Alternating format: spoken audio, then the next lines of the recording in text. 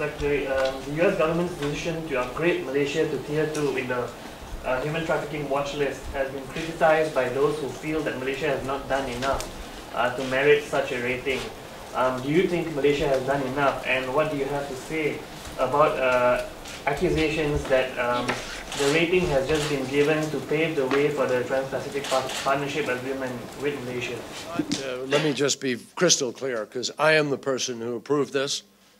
I personally signed off on it, and I had zero conversation with anybody in the administration about the Trans-Pacific Partnership relative to this decision. Zero. The reason I made the decision was based on the recommendation of my team, because Malaysia has passed additional legislation in 2014.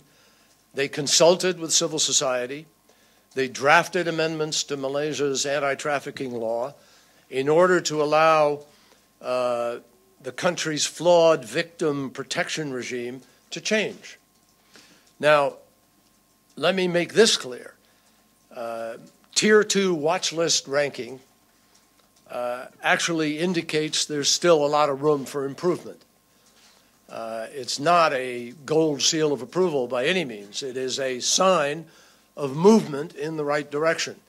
But it also means there's a long way to go. And that's the discussion that I had yesterday with the Foreign Minister and with the Prime Minister.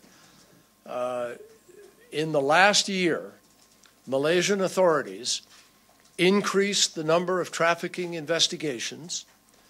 They increased the number of prosecutions relative to 2013, and they adopted a pilot project in order to allow a limited number of trafficking victims to leave government facilities in order to go work. Now, we still are concerned about the comparison of the number of investigations and prosecutions to the number of convictions. It's not good enough yet. But we felt that because the law just passed, because it's being implemented, that this gives us an opportunity to work with the government, which is exactly what I got commitments to do yesterday, and now we will do, in order to up the number of convictions. And one of the reasons for that disparity is the difficulty of getting evidence. It's very complicated. It's very hard to do. We believe that we can be very helpful through the Federal Bureau of Investigation and through other entities that work at this to help Malaysian authorities be able to develop greater capacity to gather the evidence that will produce the convictions that we want to see, so we can end impunity for this crime.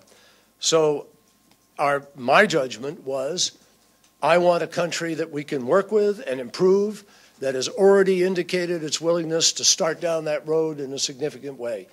Malaysia has done that, and this year will be a very important year of proof.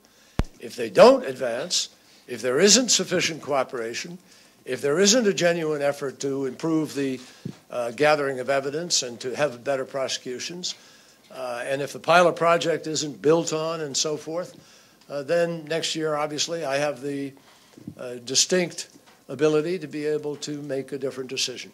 But I'm confident it was the right decision, and I can guarantee you it was made without regard to any other issue.